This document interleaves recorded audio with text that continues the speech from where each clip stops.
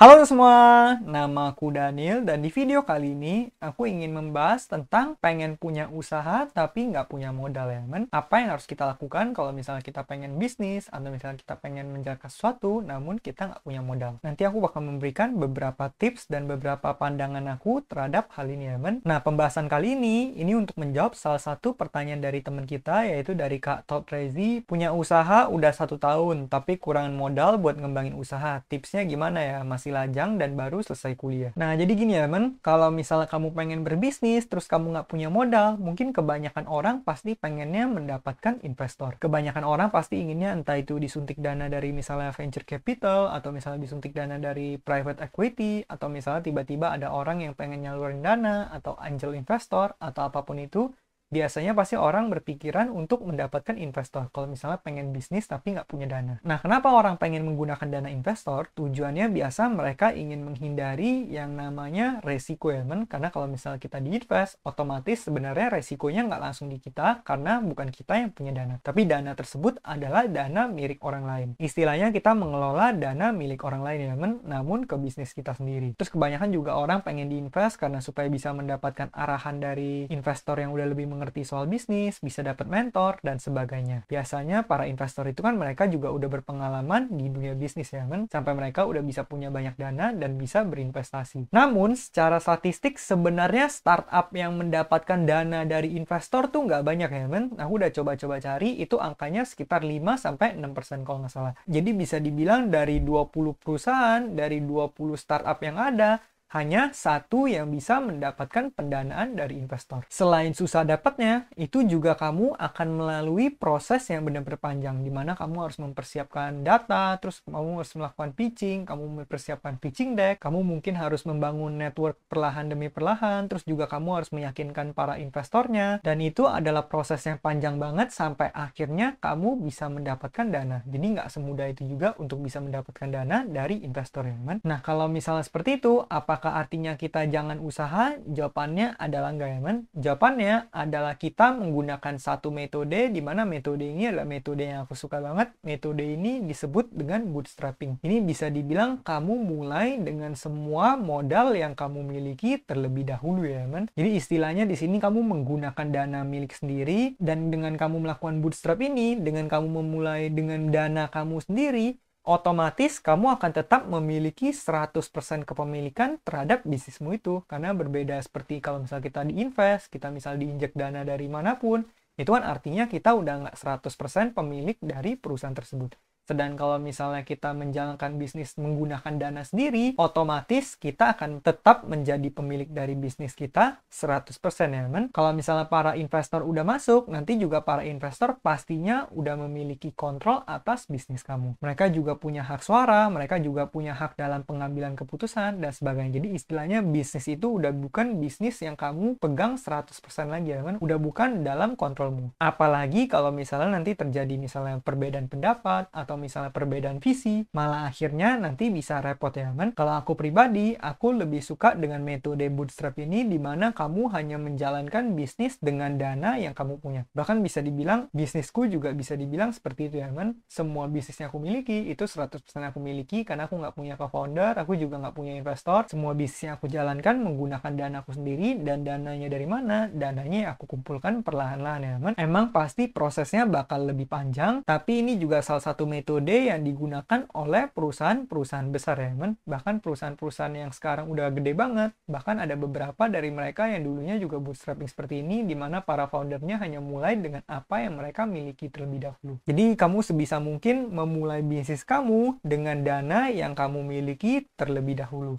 Kamu mulai dengan semua resource yang kamu punya. Kamu lihat apa aja strength kamu, apa aja resource yang kamu punya, sumber daya apa aja. Misalnya kamu punya informasi mengenai ini, kamu punya uang sekian, terus kamu misalnya punya koneksi ke orang yang vendor ini, kamu punya teman yang melakukan bisnis ini. Nah, nanti kamu bisa lihat resource kamu di mana, terus juga kamu punyanya apa aja, dan kamu jadi resourceful, kamu gunakan semua resource yang kamu punya terlebih dahulu. Tips kedua yang bisa aku berikan adalah kamu tetap memulai tapi kamu mulai dengan skala yang lebih kecil ya. Jadi kamu bisa mulai bisnis kamu, tapi dengan skala yang lebih kecil. Contohnya, kalau misalnya kamu punya end goal-nya suatu saat kamu pengen jadi restoran bintang 5, pengen jadi restoran yang gede banget, ya mungkin kamu bisa juga mulai dari yang kecil dulu. Misalnya kamu mulai dari berjualan kuliner, kamu misalnya sukanya apa, kamu mulai jualin, kamu pasarin secara online, misalnya kamu buka catering dulu, atau misalnya kamu jualannya dari rumah ke rumah, atau misalnya kamu buka tempat makan kecil di rumah kamu dulu. Nah, kamu bisa mulai dengan skala yang lebih kecil, nanti seiring berjalan waktu, saat bisnismu udah mulai membesar,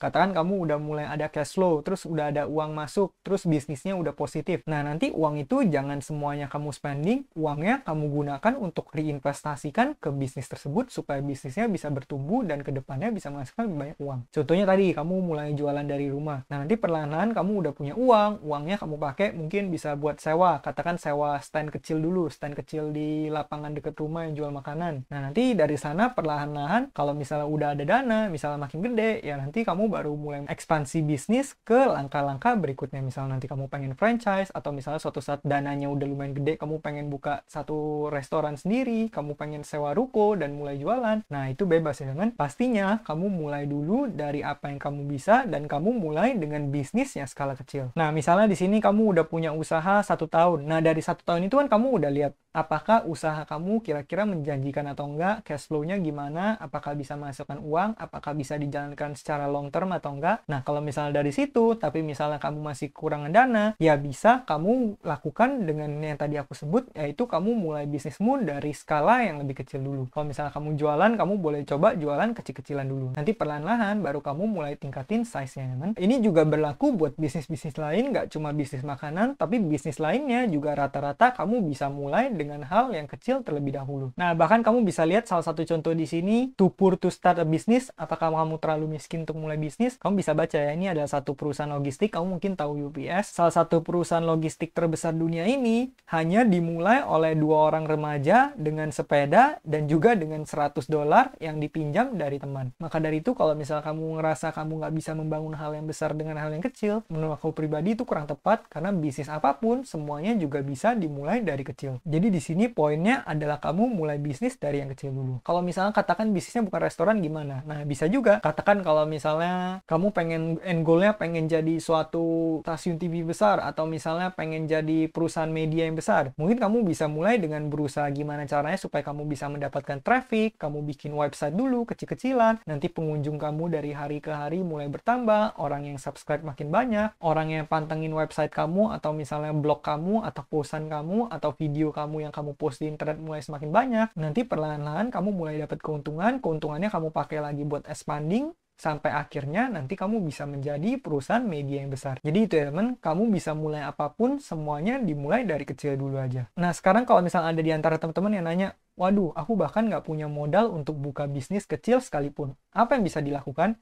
Nah, saranku pribadi yang bisa kamu lakukan adalah kamu bisa bekerja dulu selama beberapa bulan atau selama beberapa tahun ya. Katakan kamu bekerja dulu, katakan setiap bulan kamu menyisihkan 1 juta, 2 juta. Nah, itu kamu pakai buat investasi. Nanti misalnya setiap bulan udah kamu akumulasikan uang, di akhir tahun ternyata kamu terkumpul 50 juta atau misalnya 70 juta. Nah, nanti di tahun kedua, kalau misalnya kamu pengen resign, kamu pengen coba bisnis menggunakan dana yang udah kamu siapkan itu, ya bisa juga ya kan. Dari sana baru nanti kamu mendapatkan cash flow-nya kamu reinvestasikan ke bisnis sampai bisnisnya bisa bertumbuh nantinya. Nah, tadi aku juga udah tampilin salah satu slide ini, yaitu the 3 currencies. Ini adalah 3 currency yang bisa kamu gunakan, yaitu waktu, pengetahuan, dan uang. Manapun yang kamu butuhkan, kamu bisa menggunakan 2 lainnya untuk mendapatkan hal tersebut. Katakan tadi, kamu pengen mulai usaha dari yang kecil dulu, tapi kamu modal sama sekali nggak punya. Misalnya, kantong kamu benar-benar nol. Apa yang bisa kamu lakukan? Berarti kan di sini poinnya adalah kamu nggak punya uang. Ya, kamu bisa menggunakan waktu dan pengetahuan kamu. Kamu punya waktu, kamu tukarkan dengan bekerja. Kamu punya pengetahuan, ya kamu pengetahuannya di mana, kamu kerja di bidang itu. Misalnya kamu mengerti tentang digital marketing, ya mungkin kamu bisa bekerja sebagai digital marketer atau apapun itu. Katakan di sini kalau misalnya kamu nggak punya waktu, kamu terlalu sibuk, tapi kamu punya uang dan kamu punya pengetahuan. Ya mungkin kamu bisa menggunakan uang dan pengetahuan itu untuk membeli waktu. Caranya gimana? Ya mungkin kamu bisa meng-hire orang, atau misalnya kamu outsourcing, atau apapun. Nah, ini juga sama kalau misalnya kamu pengen mendapatkan knowledge, pengen mendapatkan pengetahuan. Apa yang bisa kamu lakukan? Ya kamu bisa menggunakan waktu dan juga uangmu. Kalau misal kamu menggunakan waktu, ya kamu pakai waktumu untuk belajar. Kalau misal uang, bisa aja kamu menggunakan uangmu itu untuk membeli kursus atau apapun itu, atau misalnya certification atau seminar, workshop, apapun itu. Jadi intinya ini adalah 3 currency. Kalau misal kamu butuh salah satu, kamu pakai kedua yang lainnya untuk memenuhinya. Jadi kalau misal kamu pengen cari uang, gimana caranya? Kamu tukarkan waktumu untuk uang, kamu tukarkan skill kamu atau pengetahuan kamu untuk uang. Seperti itu ya kan? Jadi kalau misal kamu nggak ada dana sama sekali, kamu bisa mulai dengan bekerja dulu, kamu akumulasikan uang, kemudian kamu gunakan uang tersebut untuk berbisnis. Nah, jadi itu ya kan? Itu adalah bootstrapping. Dan kenapa aku suka banget dengan metode yang satu ini? Karena dengan menggunakan satu metode ini, kita benar-benar otaknya dituntut ya kan? Kita dituntut untuk menjadi kreatif dan kita dituntut untuk menjadi resourceful. Itu juga hal yang aku lakukan, di mana aku juga dari dulu selalu berusaha untuk resourceful. Aku menggunakan semua resource yang aku punya sebaik mungkin ya kan? Maka dari itu ini juga sejalan dengan channelku, yaitu channel investasi, di mana aku juga memperlakukan hal yang sama dengan uangku. Aku nggak pernah mengfoya-foyakan uangku, menggunakan uangku untuk hal yang nggak berguna, karena aku sangat resourceful, aku memanfaatkan uangku dengan baik, aku menggunakan semua uangku untuk menghasilkan lebih banyak uang. Jadi aku benar-benar resourceful dalam hal ini. Kalau kreatif, ya kamu juga dituntut untuk kreatif. Karena kalau misalnya kamu dalam kondisi seperti ini, kamu pasti berpikir gimana caranya supaya bisa muter, gimana caranya bisa menghasilkan uang, gimana caranya supaya bisnis tersebut bisa mulai dari kecil dulu ya kan. Nah sebenarnya trade-trade yang tadi aku sebut itu adalah trade yang penting banget bagi kamu seorang entrepreneur. Kalau misalnya kamu pengen jadi pengusaha,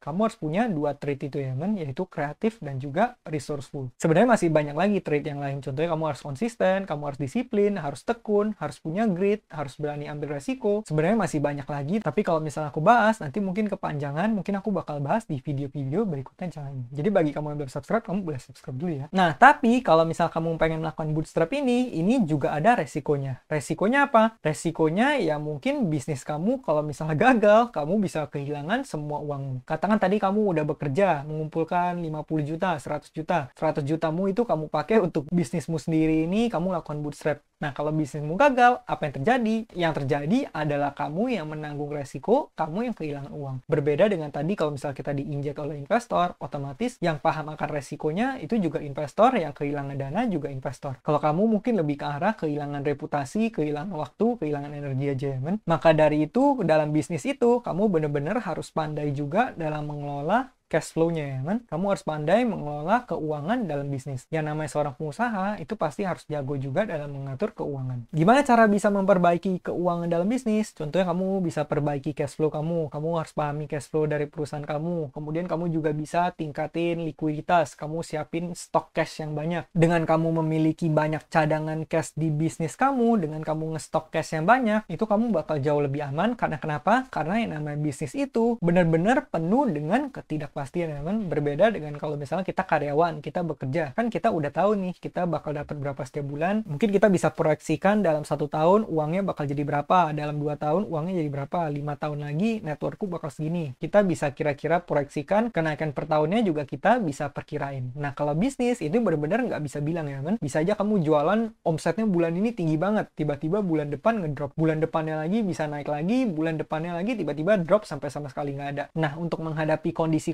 seperti inilah, makanya kamu perlu ngestok banyak cash. Karena kalau misalnya nanti ternyata omset lagi menurun, terus kamu harus menggaji karyawan kamu, ya otomatis kamu harus mikirin juga ya. Karena namanya kita seorang pengusaha, kita udah bukan mikirin diri sendiri, kita harus juga mikirin orang lain. Karena istilahnya banyak banget kehidupan yang bergantung sama kita ya kan, kalau kita seorang pengusaha. Karena kita harus menggaji para karyawan kita. Maka dari itu yang namanya kalau misal kamu punya usaha, ada baiknya kamu memiliki cadangan cash yang banyak ya kan. Dengan kamu punya stok cash, dengan kamu punya likuiditas yang tinggi, nanti kalau misal kamu dihadapkan pada peluang-peluang investasi, katakan tiba-tiba bisnis kamu ada peluang ekspansi yang oke banget, tiba-tiba lagi ada momentumnya nih, kamu bisa manfaatin. Nah, kalau misal kamu ada dana, kamu bisa langsung eksekusi, kamu injek, kamu investasi ke bisnismu lagi, dan bisnis kamu bisa bahkan semakin grow lagi. Maka dari itu, yang namanya bisnis itu kamu perlu banget ya, kan? Nah, selain beberapa cara yang tadi aku sebutkan, sebenarnya ada satu lagi cara yang sebenarnya bisa kamu gunakan juga, tapi aku pribadi sebenarnya kurang rekomendasikan. Apa itu? Caranya adalah dengan menggunakan hutang ya, men. Jadi istilahnya kamu entah itu hutang bank, atau misalnya kamu utang teman kamu, utang keluarga kamu, utang calon mertua, atau apapun itu. Atau kadang kalau misalnya orang mau lebih ekstrim bisa juga menggunakan hutang pinjol. Cuma aku pribadi kurang merekomendasikan kalau kamu mulai bisnis dengan menggunakan hutang ini. Emang sih, mungkin kalau misalnya kamu ikutin channel ini kan di pembahasan-pembahasan sebelumnya aku udah bahas ya, men. Kalau misalnya hutang itu dibagi menjadi dua, ada utang produktif sama utang konsumtif. Dan aku sering banget bilang utang konsumtif jangan, tapi utang produktif masih boleh. Memang sih kalau misalnya kamu pengen menggunakan utang produktif itu boleh. Cuman sebenarnya itu juga masih bisa menjadi sesuatu yang beresiko. Kalau misalnya kamu menggunakan hutang untuk mulai bisnis yang kamu belum tahu bakal berjalan atau enggak, menurut aku pribadi itu resikonya lumayan ya, men. Kecuali kalau misalnya kamu udah punya bisnis yang berjalan, kamu udah tahu, kamu udah yakin, dan bisnisnya udah stabil, menghasilkan cash flow bulanan yang stabil, yang oke. Nah, kalau misalnya kamu pengen mengconsider untuk menggunakan dana hutang untuk memperbesar bisnismu atau ekspansi, itu masih jauh lebih mending ketimbang kamu masih belum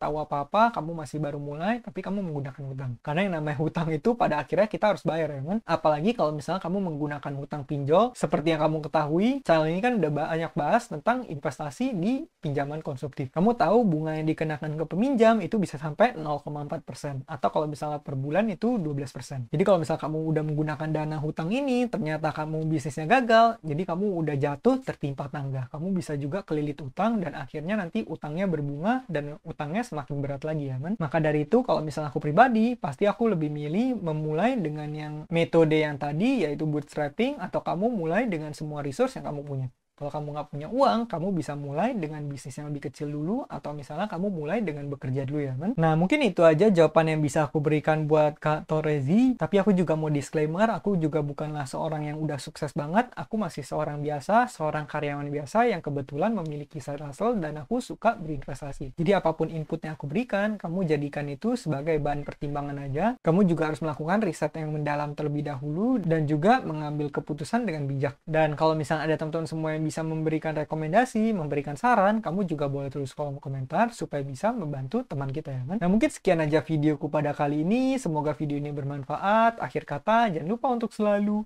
invest in yourself. Sampai jumpa di video berikutnya. Bye!